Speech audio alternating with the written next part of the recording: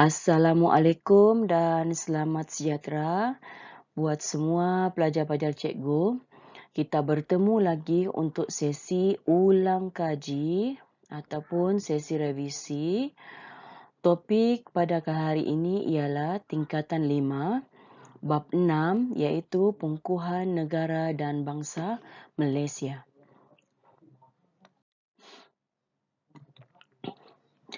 Topik ulang kaji kita ialah idea pembentukan Malaysia, langkah-langkah pembentukan Malaysia, reaksi pembentukan Malaysia serta perjanjian Malaysia.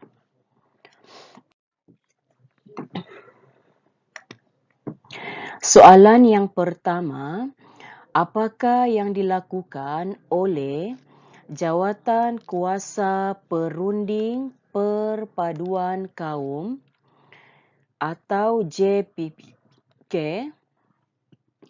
ke arah penubuhan Malaysia? Untuk fungsi JPK ini, kita boleh lihat semula pada tajuk langkah-langkah ke arah pembentukan Malaysia. Antara peranan JPK ialah terangkan tentang gagasan Malaysia, kumpul pandangan penduduk, galakkan kegiatan ke arah pembentukan Malaysia serta menghantar memorandum pada Suruhanjaya Kobol. Soalan ini lebih berfokuskan kepada fungsi JPPK iaitu terangkan tentang gagasan Malaysia. Soalan kedua ataupun 1B, Suruhanjaya Kobol dan jawatan kuasa antara kerajaan ataupun JAK memberi sumbangan besar dalam pembentukan Malaysia. Soalan ini pun kita boleh lihat pada topik langkah-langkah ke arah pembentukan Malaysia. Soalan ini lebih berfokuskan tentang peranan Kobol dan JAK. Antara peranan Kobol ialah meninjau pendapat rakyat Sabah dan Sarawak. 2, kemudian buat penilaian. Pelajar ingat semula untuk yang penilaian ini, kita ingat semula penilaian yang dimaksudkan ialah 1/3 penduduk setuju tanpa syarat, 1/3 penduduk setuju bersyarat dan 1/3 penduduk setuju tapi mahukan kemerdekaan terlebih dahulu. Seterusnya, fungsi Kobol terima memorandum daripada pelbagai pertubuhan, seterusnya menghantar cadangan pada British. Fungsi JAK pula ialah jawatan kuasa antara kerajaan mengunjungi Sabah dan Sarawak, terangkan penubuhan Malaysia, mengadakan mesyuarat sebanyak 24 kali dan yang paling penting, JAK berperanan membincangkan hak dan kepentingan penduduk Sabah dan Sarawak.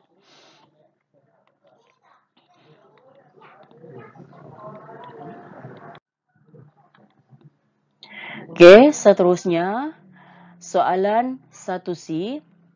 Mengapakah PBB diperlukan dalam menyelesaikan masalah pembentukan Malaysia?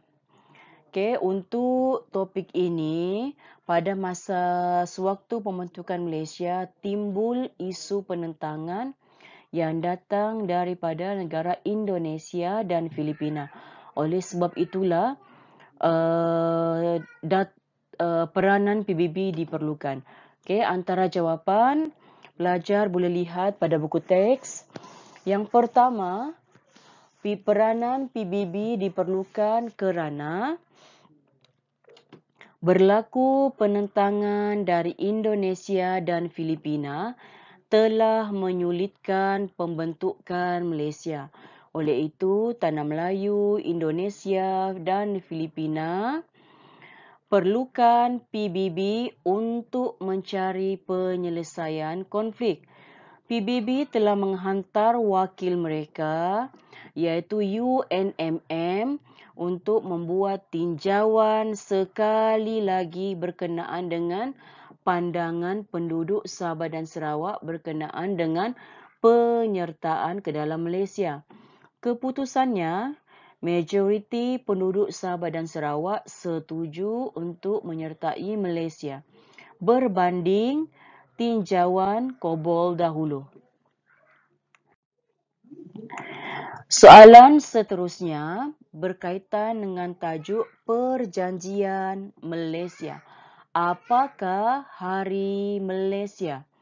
Okey, pelajar boleh rujuk jawapan pada buku teks muka surat 155. Hari Malaysia ialah hari perisytiharaan pembentukan Malaysia pada 16 September 1963. Mengikut keputusan Setiausaha Agung PBB dan telah dipersetujui bersama British, Singapura, Sabah dan Sarawak. Soalan kedua, 2B. Jelaskan peristiwa penting ke arah merealisasikan pembentukan Malaysia. Okey, pelajar boleh rujuk jawapan pada buku teks muka surat 154.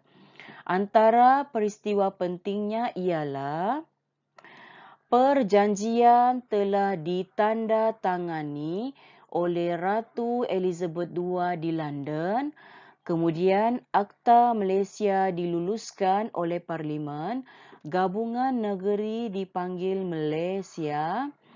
Dan Perjanjian Malaysia telah diluluskan oleh Parlimen Tanah Melayu, Dewan Perhimpunan Singapura, Majlis Undangan Sabah dan Majlis Undangan Sarawak. YDPA kemudian memperkenankan Akta Malaysia secara rasmi pada 16 September 1963.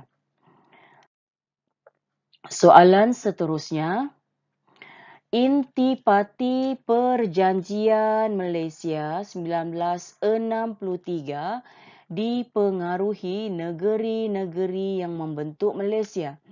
Okey, pelajar juga boleh rujuk jawapan pada buku teks muka surat 155.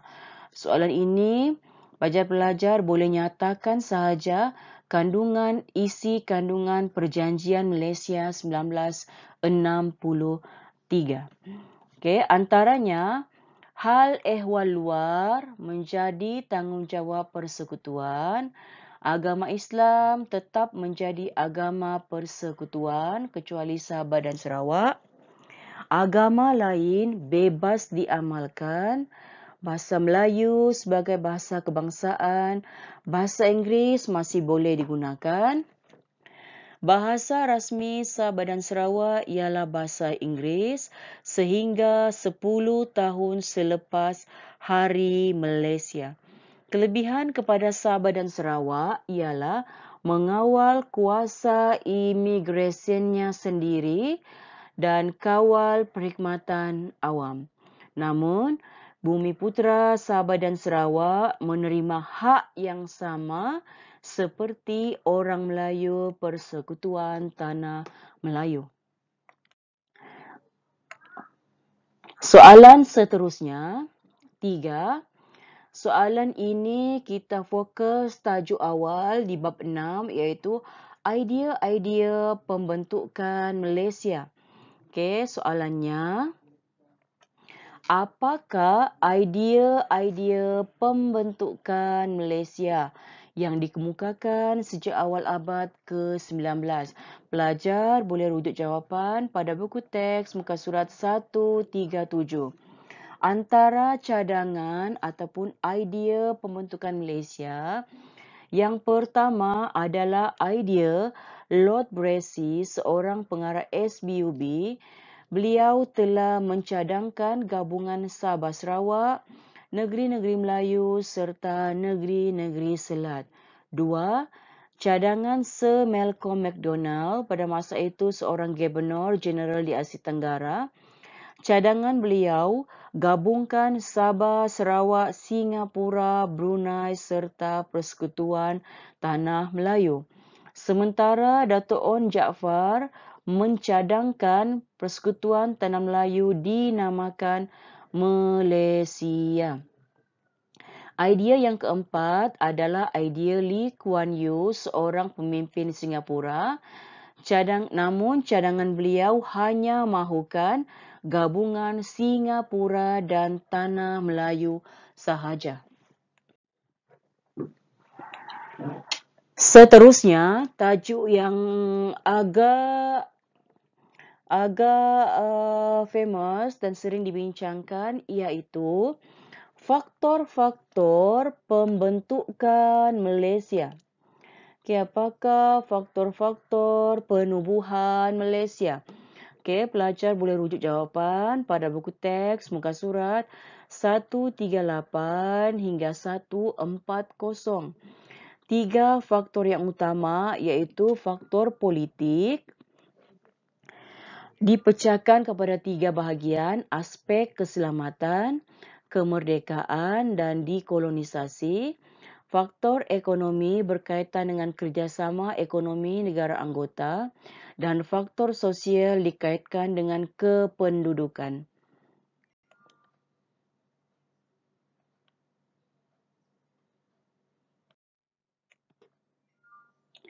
Seterusnya, kita lihat semula jawapan untuk faktor penubuhan Malaysia. Kita lihat huraian dengan lebih jelas. Faktor dari aspek politik iaitu faktor pertama, aspek keselamatan. Pengaruh barisan sosialis di Singapura yang begitu hebat telah membimbangkan Lee Kuan Yew sebagai ketua parti PAP. Lee Kuan Yew berpendapat pengaruh barisan sosialis ini akan melemahkan parti PAP. Seterusnya, menggugat rancangan British untuk berikan kemerdekaan pada Singapura. Aspek yang kedua, faktor ancaman komunis. Lee Kuan Yew telah mendesak British untuk menggabungkan Singapura dan Tanah Melayu sahaja. Memandangkan Tanah Melayu ada pengalaman yang lama dalam membantras komunis. Namun, Tunku Abdul Rahman telah mencadangkan Singapura, Sabah dan Sarawak sertai Malaysia untuk membina benteng yang kukuh menghadapi ancaman komunis. Sementara di Sarawak, CCO mahu menjadikan Sarawak sebagai negara komunis. Faktor politik yang ketiga dari aspek kemerdekaan. Sabah, Sarawak, Singapura dan Brunei belum mampu untuk berkerajaan sendiri. Oleh itu, penyertaan ke dalam Malaysia boleh menjamin kemerdekaan dengan lebih awal. Kerap memandangkan rancangan penubuhan Malaysia akan dilaksanakan dalam tempoh 2 tahun lagi. Seterusnya, faedah kepada semua negara anggota dapat menikmati pembangunan politik, ekonomi dan sosial secara bersama. Faktor politik yang keempat ialah aspek dekolonisasi. Dekolonisasi bermaksud British membantu negeri-negeri kecil yang belum membangun untuk mampu berkerajaan sendiri. Faktor penubuhan Malaysia dalam aspek ekonomi, kita lihat huraiannya. Huraian dari aspek ekonomi ialah wujudnya pasaran luas, galakkan pelaburan dan perkembangan industri pertanian, kerjasama serantau dengan lebih luas. Seterusnya, semua negara anggota dapat memanfaatkan keistimewaan dan sumber-sumber yang ada dalam negeri. Contohnya, Tanah Melayu kaya dengan bahan mentah, Sabah Sarawak kaya dengan sumber balak, manakala Brunei kaya dengan sumber minyak. Huraian untuk faktor sosial ialah dari aspek kependudukan mengimbangi jumlah penduduk dan kadar pertumbuhan penduduk apabila Sabah, Sarawak dan Brunei menyertai Malaysia. Soalan seterusnya, soalan yang sering kita ulang kaji iaitu pembentukan Malaysia telah mendapat reaksi. Reaksi ni bermaksud macam penentangan sama ada di dalam negeri maupun di luar negeri. Untuk soalan ini, pelajar boleh rujuk jawapan dengan lebih jelas pada teks muka surat 138 hingga 140. Penentangan dalam negeri boleh dilihat pada negeri Singapura, Sabah, Sarawak dan Brunei. Okey, penentangan Singapura. Singapura tidak bersetuju dengan cadangan. Singapura tidak bersetuju pada awalnya kerana hanya mahu menggabungkan Singapura dan Tanah Melayu sahaja. Manakala Sabah juga tidak setuju pada awalnya kerana Sabah telah lama di bawah pimpinan SBUB. Kemudiannya barulah membentuk Parti Perikatan Sabah. Manakala Sarawak, Parti SUB tidak bersetuju, manakala parti-parti lain yang bersetuju telah membentuk Parti Perikatan Sarawak. Reaksi di Singapura, di Brunei pula, penentangan datangnya daripada AM Azahari kerana beliau hanya mahukan gabungan Persekutuan Borneo sahaja. Alasan beliau menganggap gagasan Malaysia sebagai satu bentuk neokolonialisme. Oleh sebab itulah beliau telah melancarkan pemberontakan Brunei. Sementara reaksi daripada luar negeri pula datangnya daripada Indonesia dan Filipina. Indonesia juga tidak bersetuju kerana beranggapan gagasan Malaysia juga merupakan satu bentuk neokolonialisme. Dan yang membawa penentangan ini di Indonesia ialah Parti Komunis Indonesia. Oleh itu, PKI telah mengisytiharkan dasar konfrontasi dan melaksanakan ganyang Malaysia. Sementara di Filipina, alasan tidak bersetuju dengan pembentukan Malaysia kerana masih menimbulkan isu dalam menuntut Sabah sebahagian daripada wilayah Filipina. Seterusnya, pembentukan Malaysia telah memberi manfaat dan kebaikan pada semua negara anggota. Untuk soalan ini, kita boleh lihat tips kepada soalan ini, kita boleh lihat kunci jawapan dalam aspek politik, ekonomi dan sosial. Dalam aspek politik, manfaat kepada pembentukan Malaysia ini ialah dari aspek politik, manfaat yang pertama ialah mempercepatkan kemerdekaan. 2. Benteng yang kuat untuk menghadapi ancaman komunis. Yang ketiga, gunakan pengalaman Tanah Melayu sebagai kerana telah berjaya menghadapi ancaman komunis dahulu. 4. Kestabilan politik kepada negara anggota. 5. Kekalkan kedaulatan. 6. Galakkan persefahaman politik antara pemimpin. Dan yang ketujuh, keamanan negara anggota. Dalam aspek ekonomi, manfaat dalam aspek ekonomi, semua negara anggota akan menikmati pembangunan ekonomi bersama secara meluas. Seterusnya, menggalakkan pelaburan dari luar, wujudnya pasaran yang luas. Seterusnya, negara anggota dapat memanfaatkan sumber bahan mentah semua negara dan kelebihan dari segi ekonomi juga berlakunya pertukaran kepakaran dan teknologi.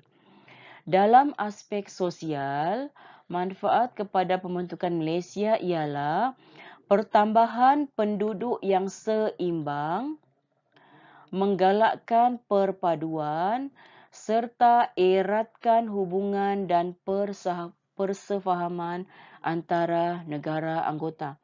Baiklah para pelajar, ini sahaja topik yang kita bincang bersama.